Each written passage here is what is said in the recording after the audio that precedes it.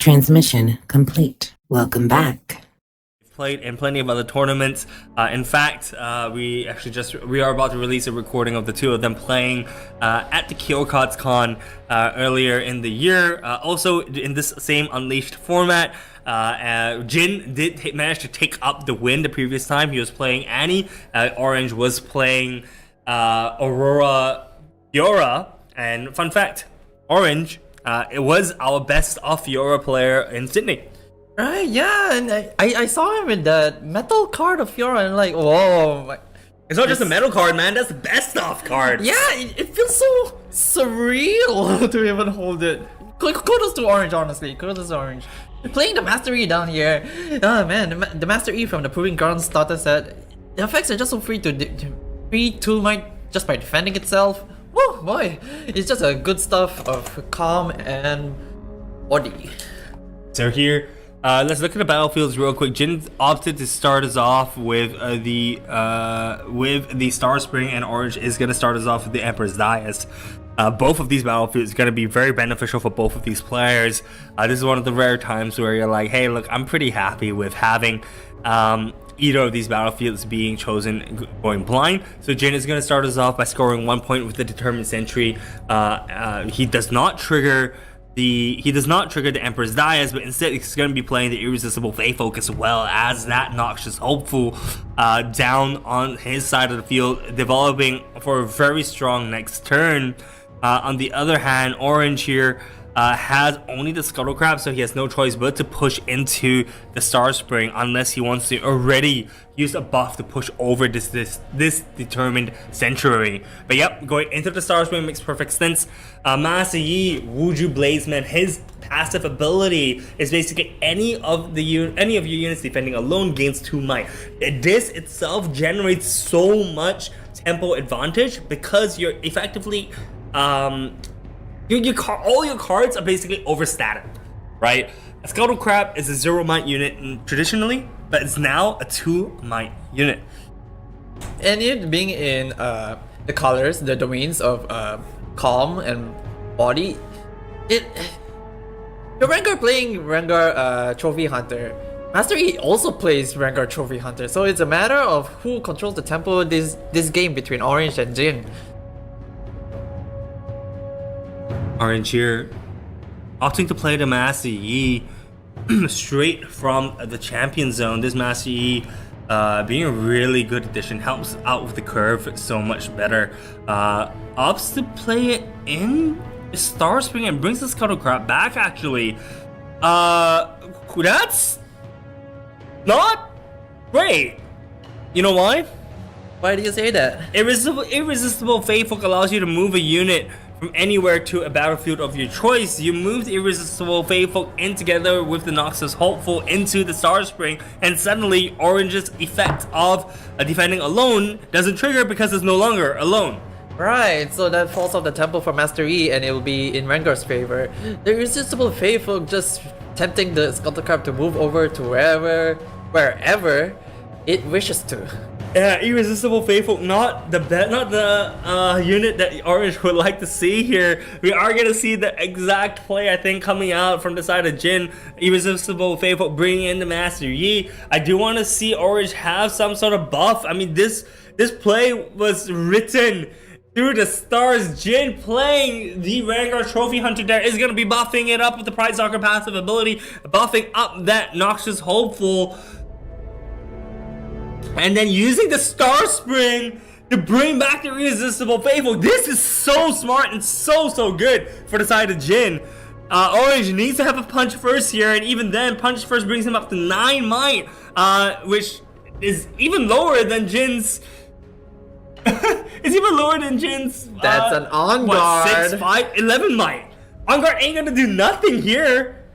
What's 1 might in the face of 11 might pouncing right at you? Well, even if the unit were to be dead, Orange can take a look at Jin's hand with the crab dying, but even then, he's gonna be lose so much tempo with this play from the Rengar. Oh, Having the Irresistible Faithfolk in your hand and playing it the next turn really controls how you how the Master E's legend effect to be played, you can choose to have, okay, you have your unit there alone, I'm gonna have accompanied with someone and go bye-bye, no more 2 might for you. But Orange decides to play his on guard to buff up his units so that, and the crowd goes away to take the pit rookie. You see a punch first, see another pit rookie. There were 2 pit rookies, a punch first, and something else. I can't really see from. Looks like another irresistible. Yeah, no, you know what? It's another irresistible Fate Folk. Oh, goodness gracious. Oh, these cute little things are so irresistible, but it's so annoying to deal with, especially as a Master Yi player myself this past week. This is the one card I would like to see and just like eat it up so that my opponent can't use it. Oh man, no, not the eating up the card. Hey, I mean, if I eat it and I ask for a deck check. Okay. But going on to Orange's turn here, having the runes available but not having a board presence is actually quite detrimental. Need to build up a board and hopefully be able to clap back Jin's taking, because when it comes to Jin's turn, from 2 it will become 4 points, will be in a massive lead. Decides to play the ready first mate. Another first mate, readying the first mate to take on the deterministic sentry. Does Jin have a reaction to this? 1 rune available. It could be a punch first that was revealed by Orange, but does he want to use it against this first mate? No, I think just let the battlefield go. I mean, 5 might isn't something which you can't deal with, and I mean, if you think about it later on, right, even if you bring in the irresistible Fey Folk into that battlefield, you use the punch first, you bring in the other first mate, suddenly you're trading it up, and it's honestly okay for you to do something like that. Just decides to let it go, as you have said, and Orange just takes the 1 point, going up to 2. I mean, it makes sense. It really makes sense just for you to let it go. I don't think there was any reason for you to necessarily overcommit your resources there. And the thing is that with a deck like Master Yi, a deck like the Rengar, right, every single resource counts. Every single resource matters, and you don't want to overcommit your resources, especially when it's just a lone determined sentry.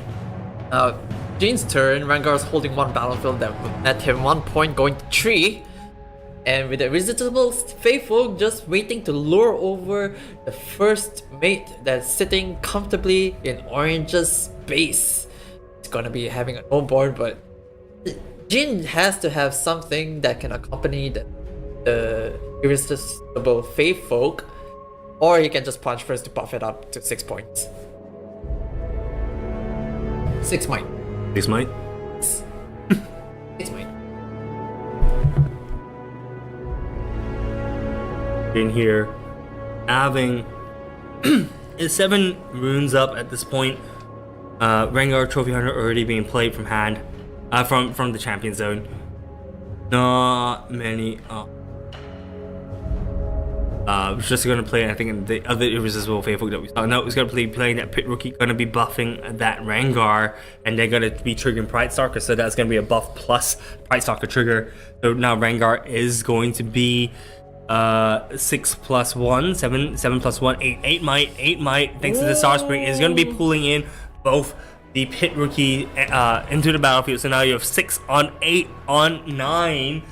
1 rune up could mean punch first, but if Orange uses the punch first here, Jin has his own punch first to kind of clap back. It's just a matter if Orange just has it or not, or if it even is worth it at this point of time. Because if Orange just plays the punch first, and Jin plays his own punch first, they're back to square 1, and Orange will be left without a board state and sending him back to square 1.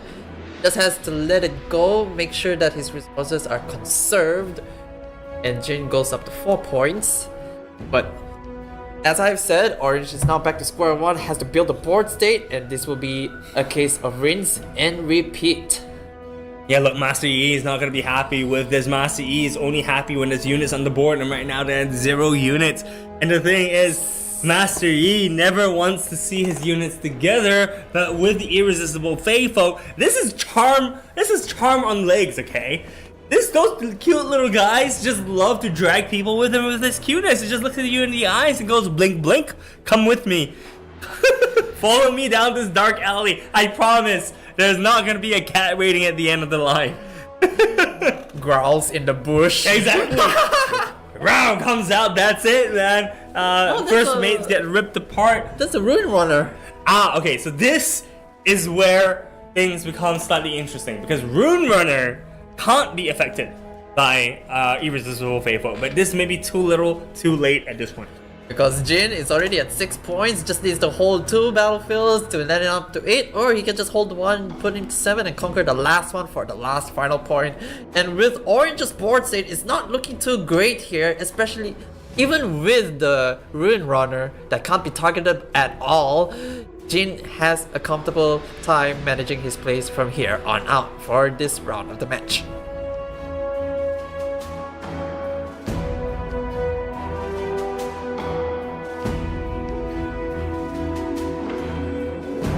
First play, he decides to send over the pit rookie back to base, sending everything back to base, making sure that they are all ready.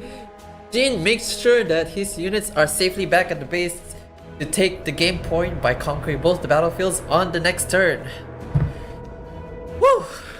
Yeah, I mean this is smart, right? Typically we see players wanting to conserve their resources by bringing everything back because they know once they add 6 points they just need to conquer 2 battlefields to win. And you know, Jin is a very experienced player here. We do see the punch first, we do see the Italy, we do see a thrill of the hunt. I do expect to see punch first, I think, being the target here. Thrill of the hunt, yes, it is a little bit of a threat. Actually, Thrill of the Hunt may... Oh, this is not really too... There's not really a perfect option here. Because Thrill of the Hunt can win Jin this game. Oh man, tough choices by Orange. They gotta pick the correct one. It's probably Thrill of the Hunt, but if you put Thrill of the Hunt, they can't win this turn, but they can win next turn with the punch first. And yes, we do see Thrill of the Hunt being the chosen target for salvage, for sabotage. Oh man. He decides to send the Ruin Runner and take him a point. Yeah, it brings him up to 3 points. That's only half the amount that Jin has at this point. Orange still having all of his runes up. He's already used 2 first mates, so you can't go for a double conquer here with the Emperor's Dais. I don't know, I would have actually liked to see the Emperor's Dais trigger just now. Bring the first mate back to hand, have something to work with. But he also would mean that he was tapped out as well, so I understand why he didn't do it. That's a discipline. Fishing out, hoping to get the right card draw. I mean, if he has a charm in his hand, this makes sense, but I mean, using a discipline this early just signifies that he's got nothing else to play on his hand. If he top deck a charm. Yeah, charm would be huge here for him. Yeah, we can pull in the Rengar, the big boy at the moment. He's an on guard. No, takes it back.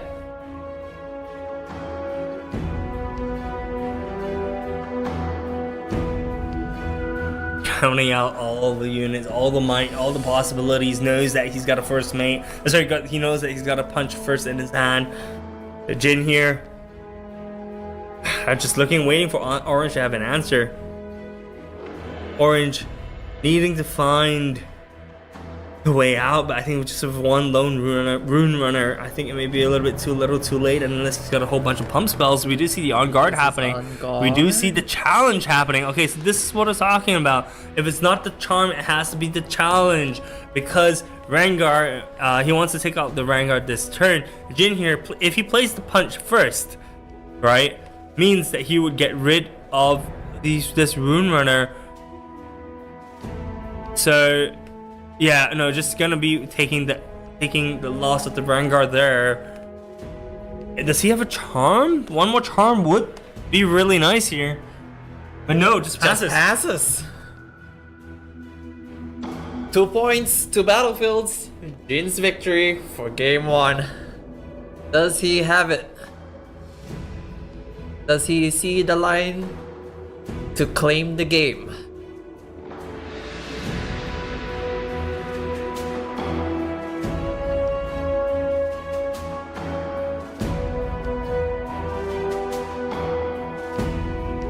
process is going on now. Okay, so total for Rune Runner side, you've got 7 might, right? 7 might here. There's no other units for Irresistible Faithful to pull, so there isn't a world where you would kind of do the same thing that you saw in the early games, right? But what you can do here is if you have enough might on the Emperor's dais, right? So first of all, you score a point, and then if you have enough might on the Emperor's dais, you actually then use Irresistible Faithfolk.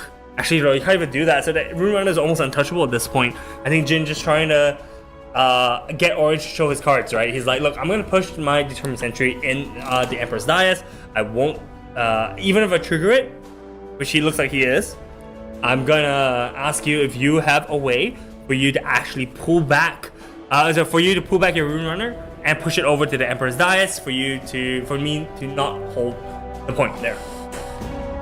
We're in a tight spot now. Orange and Jin, Mastery and Rengar.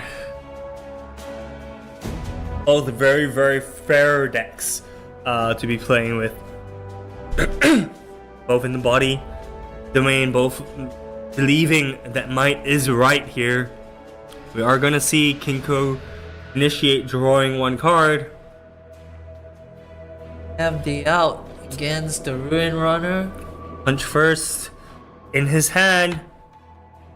Needs to find 4 pump spells, maybe a second punch first here. That would be really useful. That would be the safety against a defy from Orange if he has. Defy doesn't matter. Defy can't be, you can't defy and punch Right, first. yes. Cannot counter stuff that are more than 1 power. Yep. Here, then calculating, thinking, looking at all the outs. We do see that a pike. No, that's a pike. Yeah, there's a pike right there. So pike is now ready, and he also has 3 might. Accelerated. Sending everything over. All in, boys. All in or nothing. Doesn't believe that Orange has the out. Orange, yep. That's game 1 going to Jin. Jin counts on Orange's bluff, calls it out. He's like, hey, I don't think you've got anything. And things like they're not so fast, right? Because even though E is a whole deck, doesn't really play doesn't want all too many units. You do want to have 1 unit on each battlefield as well as a unit in your base. And the moment you do that, then suddenly your Irresistible Faithful comes out, and it becomes a bit of a worry, or it becomes a problem that you have to deal with. Notably, this is round 5, so this is the second last round before players are decided who gets the top cut and who gets a chance into winning the one Vendetta case when the set releases. And the game started off, we see a lonely Poro, and the Irresistible Faithful comes back with a Deterministic Sentry on turn 1 for Jin. Determined Sentry and Foy Faithfolk. Perfect turn 2 start for Jin.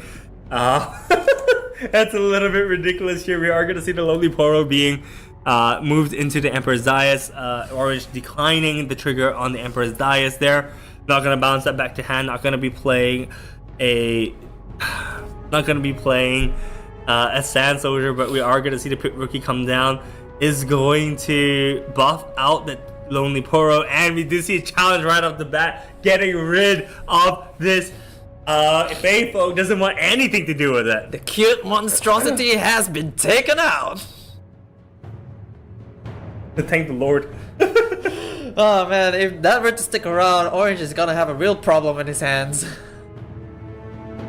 Going to Jin's turn with 1 sentry on his base. He makes his plays with 5 runes available and play out his Rengar.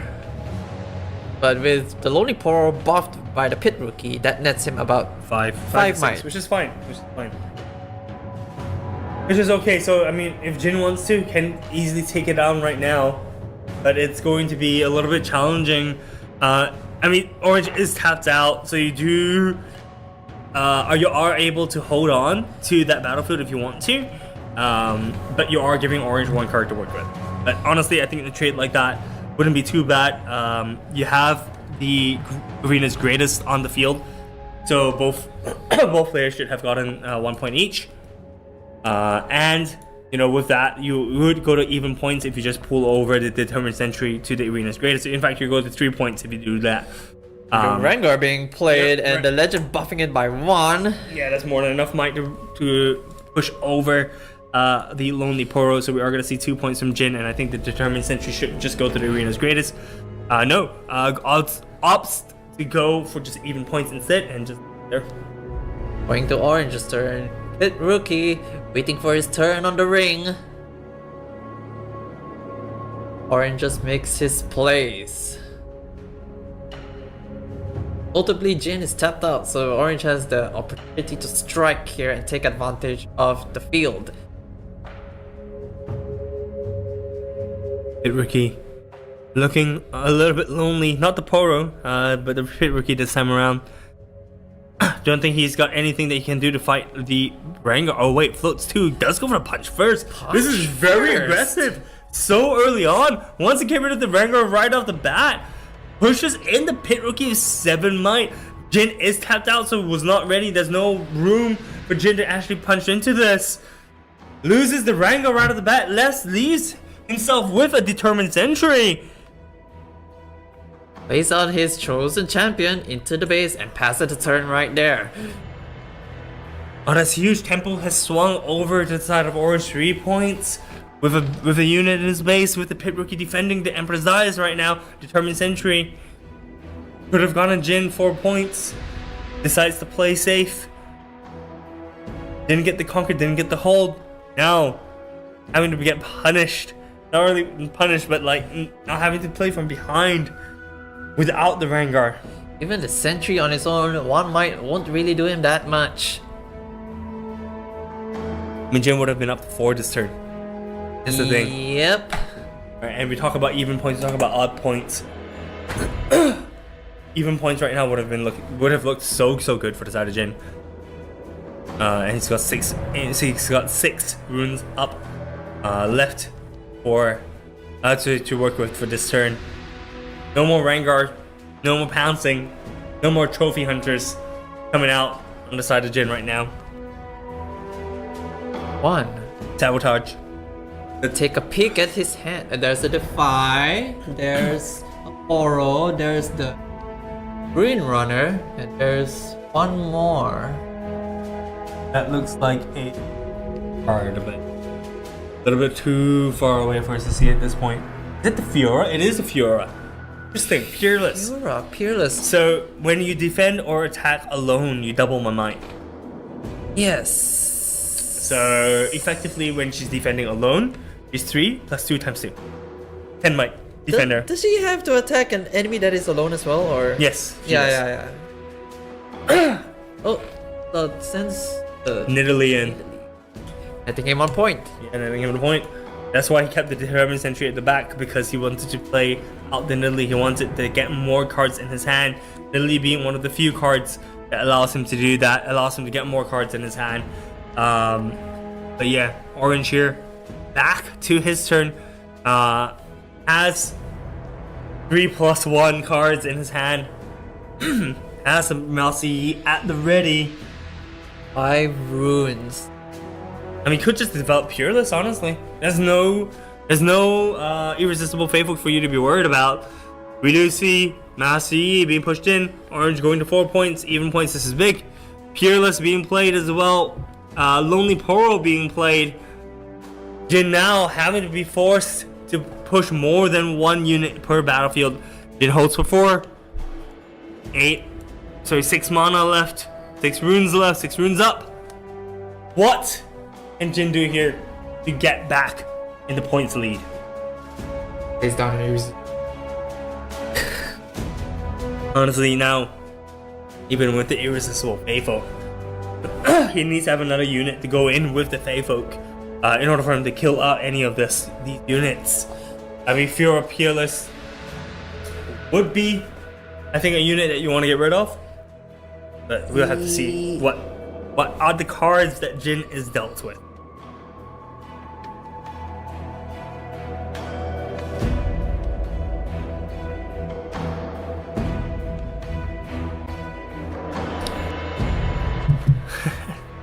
Jin Thinking about the cards he has in his hand. I think he's probably got about 4 cards left. I think the potential plays that Jin can do here is maybe moving with the Deterministic Sentry with something like a Rengar pouncing. That would make it 6 might. We'll be able to push out this Master Yi.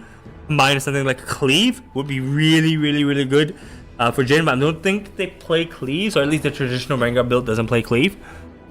So not too sure what he has. He is thinking about pushing in there. So that means there is a way for him to kind of outmight the E. And the E currently has 6 might, which is a fairly large amount, but it's not like to a crazy extent which you can't deal with, right? Even just 1 punch first here would get rid of the Determinant Sentry. Oh! Sentry and Challenge! That's useful. Fighting the E with the Nidalee, buffed up by the legend from the Rengar. Yeah, that's one way to get play around the legend ability from Master Yi. So you can just play another unit and then buff it up and just use challenge. I mean, that works, right? Jin here on even points opts not to push into Determined Sentry there, because there are units on Orange's side which can just take it down. I want to point out it's really cool the way that Jin played, because by playing the Determined Sentry with the on the battlefield with Nidalee means that Fiora Peerless can just come in and take the win. Now it's Orange's turn here. Has the Lonely Poro and the Peerless Fiora. Can't get the full value off of it at the moment because Jin has 2 units at one of the battlefields at the moment. Plays a Sabotage. Discard. Not discard, put it at the bottom deck. Put it bottom deck. Does Jin only have a 1-card hand? Yep, just the 1 card. Yeah, It was the Inferna. Hey, Lonely Poro. Swinging over to Nidalee to get him the 1 card draw? No. So get rid of the Determined Sentry as well, because if you do that, then Fiora Peerless will be able to come in and just blow that Nidalee out of the field. 1v1, Nidalee and Fiora. Fiora at 3 might. If it fights alone, you'll double up 6 versus Nidalee. That is around 4 or 5? 4 or 5 might, around that. See, this is weird, right? Because the thing is, Jin can't play Inferno now. Actually, he could, because if he plays Inferno now, he buffs up the Inferno or the Determined Sentry. Then, yeah, then it will survive a swing from the Poro, because the Poro can only take out either the Determined Sentry or the Inferno. Just decides to let it go. Yeah. I think that's fine. And plays the Inferno there. Yeah. Buffs up.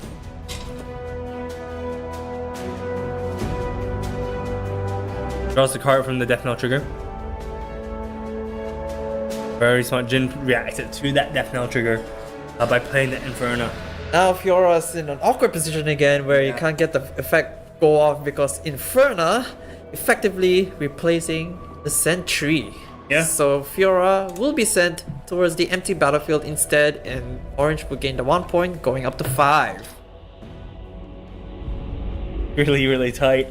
Last Yi versus Rengar once again, folks. 2 very exciting decks facing off each other. All the runes. He's stuck in a color loop right now. All of his runes are calm. Yeah, this really happens in a game of Riftbound, but it seems as if Orange is currently, as the Magic players call it, landlocked, right? Having only one domain in his that's available to him, and Body is the key offensive domain in Master Yi to access things like the Punchers, like the Challenge, and not having any of that is going to be pretty bad. Jin going to be able to push up to 5 points by holding, but with a Fiora Peerless on the side of Orange's field, that's 10 might if it defends alone. So Jin here needing to find something like an ambush to push out the Fiora Peerless at this point. Right now, Fiora's alone at the battlefield, and Jin can only send his Sentry over, but it will be a 1v1, which means Fiora will be doubled, will have his points doubled. But either way, Sentry is at 1 might, Fiora's at 3 might. The outcome won't be in Jin's favor, so he's gotta play another unit that can tag along the Sentry. Could be the Rengar, Trophy Hunter, or it could be another Inferna. The ball is in his court. The only thing he needs to worry about is with the 3 runes available, Orange could react to the plays with either a Discipline or an On Guard. Send the Inferna back to base. Yeah, because it's very hard for the Fiora Peerless to go across and do like a double back, right? So, place Noxus Hopeful straight from the hand. Just developing up. Making sure that he's going to be able to push out this Fiora Peerless. Going up to 6 points from Orange, thanks to Fiora holding at the battlefield. Oro at the base, ready to take battlefield at a moment's notice. I mean, honestly, if I didn't have anything else in my hand, I may just push out the Poro and then use trigger Emperor's Dais. Will he pay the 1? I mean, why not? I don't know what else he has in his hand, but if he pays the 1, he can develop the same might unit there, right? And then play the Poro again and develop another unit back in base. He doesn't pay the 1 and instead pay that huge amount of rune to play out 6 runes. 6 Rengar. runes. Oh no, The he's a runes rune runner. runner. At base. Yeah, To make sure that it is safe for the counterplay. because he knows he's got 2 turns in total, right? He's got He 1 has turn. the charm. Sending the Nidalee over to Nidalee. challenge it to a 1v1. Does Jin have a reaction? Oh no, that's horrible for the side of Jin. 1v1 is not what you want to see. And Yeah, it just takes- Fiora kills it. The Fiora goes down, the Nidalee goes down. Jin here, having only 2 cards in hand, has the Determined Sentry, has the Noxus Hopeful, has Inferna. Now, Noxus Hopeful and Inferna can't break into. Wait, it has to be a Noxus Hopeful Inferna break in to the Poro because it's defending alone. That's 4 might. Or might. And Noxus Hopeful being the only unit with the most amount of might at the base at the moment won't do him much favor if against the Lonely Poro. 9 runes on Jin's side. Having a Rengar here would be pretty nifty as well. But I don't think the deck plays more than 1 Rengar. Unlike Mastery. 2 cards in hand. Maybe a Rengar? The 3 cost Rengar? Oh, Yeah, a Rengar pouncing would be pretty good here. yeah. Not sure if he's got access to that. Time on the clock. We're left with 22 minutes. Perfect pacing from these two. Playing on the clock, there's only about 1 more turn left for each of these players after Jin's turn. Jin knows if he passes, it's just going to be game over to Orange. He has to do something this turn, no matter what it takes, in order for him to have a chance at winning next game. Next turn. Inferno can potentially push in together with the Noxus Hopeful. He could potentially trigger Emperor's Dais to bring up the Inferno, and then push in with Determined Sentry and Inferno whilst not triggering Fiora Peerless. That could work. That could work. This is a matter of what if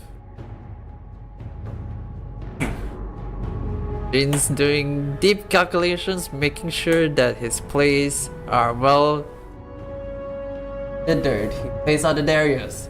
Does he have a second card? Wait, he plays out Darius? He plays out Darius, but he sends his Noxus Hopeful to take over the Lonely Poro with 5 might, thanks to the legend. So 1 more card needs to be played. To buff up the Darius. and ready it so that he can take on the Fiora. And watch this, he's gonna pay for the Emperor's Dais.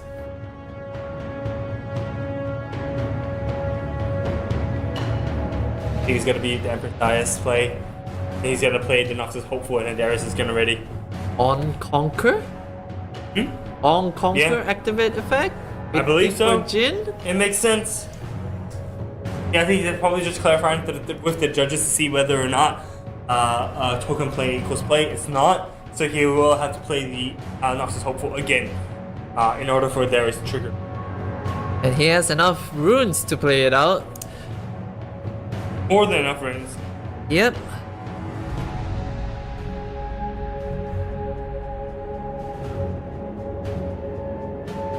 He doesn't bounce it back, he just plays the Pit Rookie. Buffing up the areas. And the Pit Rookie is fine because he just needs to play a secondary unit, right? Yeah, he doesn't uses the Battlefield's effect, but he just plays the Pit Rookie to buff up the Darius, and Darius will be ready regardless. Bring in against Fiora along with the Sentry so that Fiora doesn't have the effect to go off. Both the Sentry and Fiora will be traded, and netting Jin the one more point to go up to 7. And that will be Jin's turn, going up to Orange's turn. Being able to push it out successfully. Fiora Peerless goes down, brings Jin's up to 7 points. Jin just needs to hold one of these two battlefields. One of them beefier than the other. One of them is a buffed up Darius with an Inferna. The other one is a Pit Rookie with the Noxus Hopeful. Sending in the Ruin Runner against Darius and Inferna. Tapped out from Jin, so no reactive plays. Punch first with the Ruin Runner. Has to let those both go away. Netting him the 1 point to go up to 7. Left with 2 more units to kill from the other battlefield. Does he have it? Or it has to be a combination of like... There's the Rengar! But at 6-6, is they're not going to be able to... They're not going to be able to... It's a trade. Yeah, it's a trade. There we go. It's a trade. That will deny Jin the game here, but... And there goes next. game 2. Oh, going straight to game number 3. That's incredible. Jin goes first. Is that Power Nexus? That looks like it. Power Nexus being chosen as Orange's last battlefield going second. There goes the cuteness monster again. The Fae Folk returns. Let's talk about this for a bit. Power Nexus is not a battlefield that you typically see in the Master Yi. I've only ever seen it in like Ari before this. Power Nexus is interesting because this is what's telling me is that Orange is saying that there isn't a way. It's a way for me to kind of cheat out that last point. As you saw from the previous game, both players were kind of stuck at 7, right? So Orange is saying, look, I'm gonna get my last point from Power Nexus. Interesting tech coming out from our best of Fiora player here in Singapore. Jin here with that irresistible Fae Folk can't really move safely because Fiora Peerless is just gonna decimate that irresistible Fae Folk. So I'm just expecting to see a board development here for Jin. I don't think he would push in the irresistible Fae Folk now unless he's got an ambush unit like the Inferna. Or the Nidalee. That works too. On Conquer, if you win the showdown, draw a card. Yep, brings in the Peerless, wipes out Orange's board. Ambush unit coming in super clutch. Killing off the Nidalee instead. Yeah, to which is deny him the draw. Which is the right choice. Yeah, I was actually surprised that he chose the Fae Folk instead. Well, I would want the Fae Folk to be gone. But plays out the chosen champion, the Master Yi, and passes over to Jin. Interesting. Actually, how did the Fiora have enough might? Unless the Fiora triggers for 6. Literally has 5 might. So I may have missed something there.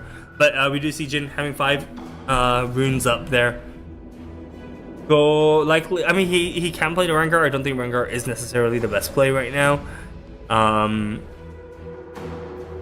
He could pass or bring the faithful back. To be honest, Just bring the faithful back, because for Master E, against Master E, you want stuff to be able to move to the battlefield so that Master E's Legends effect won't be able to kick off. You need to make sure that there's at least 2 enemy units occupying the same battlefield. yeah. I think moving the Irresistible Fable here back is going to be fine. I think playing, leaving the 5 runes up is a little bit risky, but it also opens up for a play where if Orange chooses to go to either battlefield, Jin can just use Rengar Trophy Hunter to come in, but no place. Is it Kinku? Yeah, it looks like it's Kinku. But not triggering its effect. He just wanted to develop something on the board to gain some tempo. Orange here with the Master E is going to be able to take a battlefield off his choice. Seems like he's going into Power Nexus, gains a point there, bringing him up to 2. If he triggers Power Nexus, now feels a little bit weird because you have, well, only 6 runes to kind of work with there. And you are on even point, so you don't have to worry about gaining that 1 odd point at this specific time. Unless it's the 7th point that you will. Yeah, But right now it's just a little bit premature. Yes. Charming over the Faefolk over to the side of Master E. Is that charm? That was a charm. Oh, but you're just waiting for the trigger, I guess. Yes. Gonna.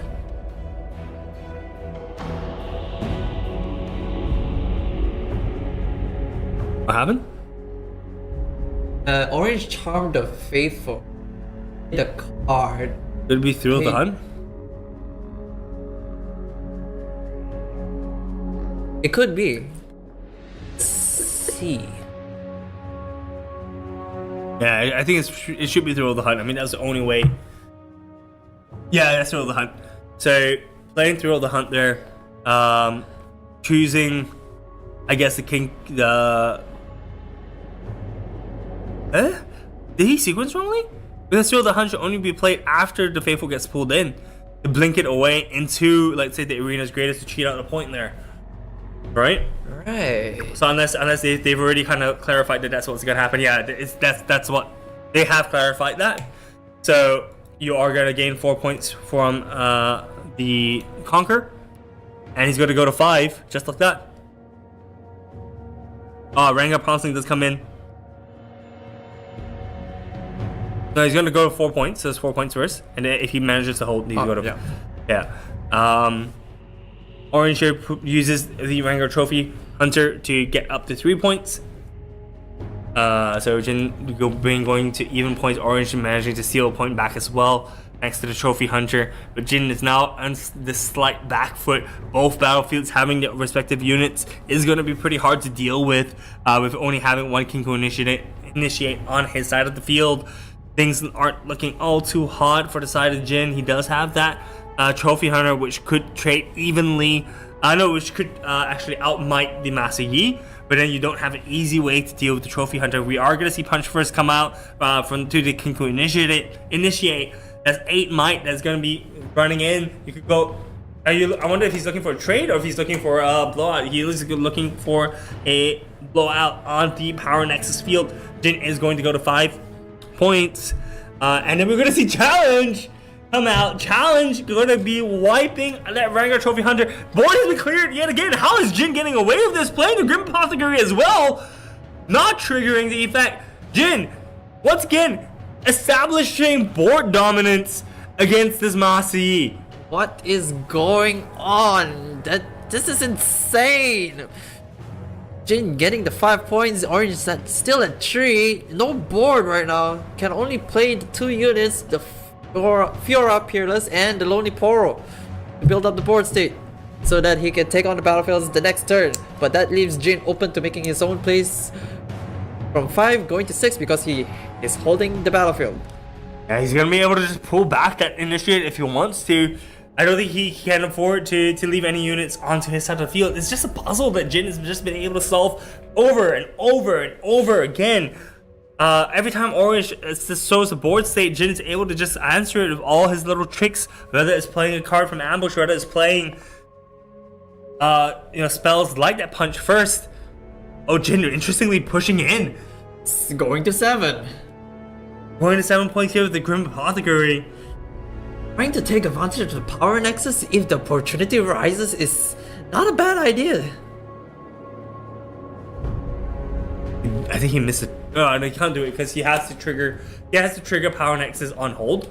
So Yes. you can't do it before channel. So he didn't have enough runes for him to trigger the power nexus there that turn. But I mean, even if Orange pushes up the Fury Peerless against this Kinko Initiate, you can't deal. There isn't a way for you to defend that unless you have like a punch first. Unless Jin has another punch first. Yeah, which it seems like he does. He's playing in such a weird kind of position. I mean, I feel this is a little bit risky, but if Jin is playing with this much confidence, it feels like he's got the answers in his hand. 2 cards. Possibly baiting Orange that he might have a punch first. His units are at a lower might than Orange. Fiora Peerless will take its target.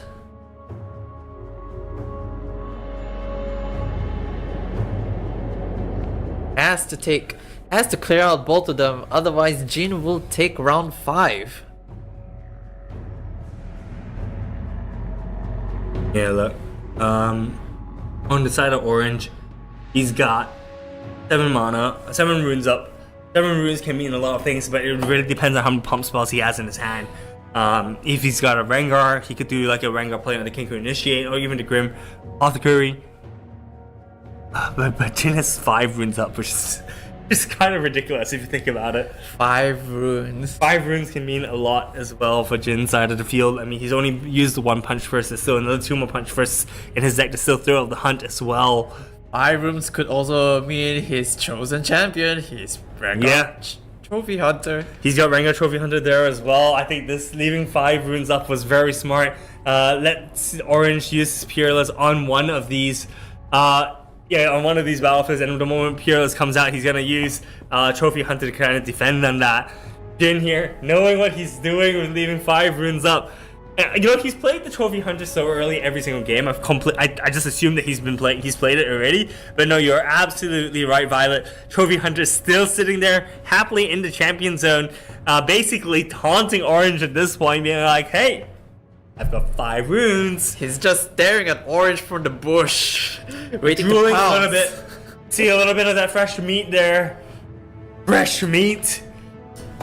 Orange, in a hope to get out of the Lion's Clutchers, gonna be playing that Rengar, gonna be pushing in the Peerless into that Kinko Initiate. Jin here looking at his options. Attacker defender triggers do get triggered already. So Fiora is currently at 3, I believe. Currently at 6 might versus Kinko Initiate's 3 might. Is Jin going to be playing the Trophy Hunter here? Or is he going to be patient and wait and play it on the other side, not taking any risks? Because keep in mind, Jin, all he needs is 1 point. He just needs to hold on one side, right? So Let the Kinko Initiate go or to contest? I don't know, that's the side of the Power Nexus as well, right? Like, Power Nexus could also be like that win con, but not really, because if you hold there, you just win, so you don't need a Power Nexus. So I think holding the Grim Apothecary there, holding the battlefield with the Grim Apothecary makes a little bit more sense. You've left the Fiora Peerless on the other side. There's no way for him to kind of deal with that, to push the Peerless over. So I think let him have the Peerless battlefield and fight the next battlefield with the Lonely Pearl.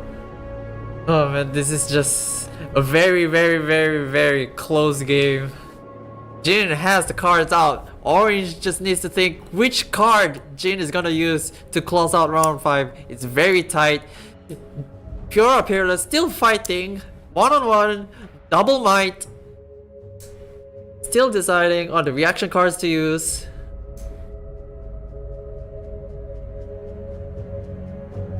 An intense stare down. Looks like Jin is on the verge of giving that Kinko initiate up. I think that may be a smart play. I mean, we don't have clear visibility of what his hand size is right now, but I don't think there's much. Yeah, there's not too many options. That Jin is just whether or not he wants to defend the Grim Apothecary or whether he wants to defend that Kinko initiate. 2 minutes left on the clock. 2 minutes and 30 seconds before the time regulation kicks in. Jin sitting very comfortably in a favorable position, and Orange trying to steal it away from him.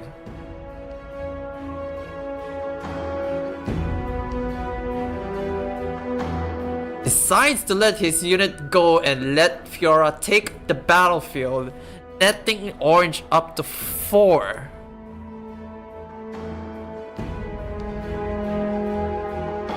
Now the Rengar will have to protect the Grim Apothecary to net Jin up to 8 unless Orange has another play in hand to get rid of the Grim Apothecary. Buffs up his Lonely Power with the Discipline before sending it over with the buffed up stats up to a total 4 might against the Grim Apothecary right here. Jin has to play out his Rengar from the champion zone, reinforcing the Grim Apothecary and buffing up either one of them. I like it, could be the Rengar there. Punch on guard and not enough though. 1 on guard, 1 discipline. That was that punch first? Was that punch first below? I saw 1 power, There had to have been a punch first.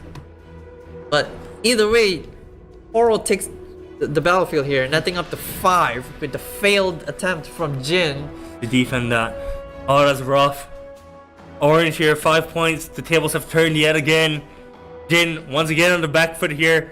Is just gonna play pouncing. Rengar, 4 might, netting up the 1 card draw. Need to occupy the other battlefield before winning the game.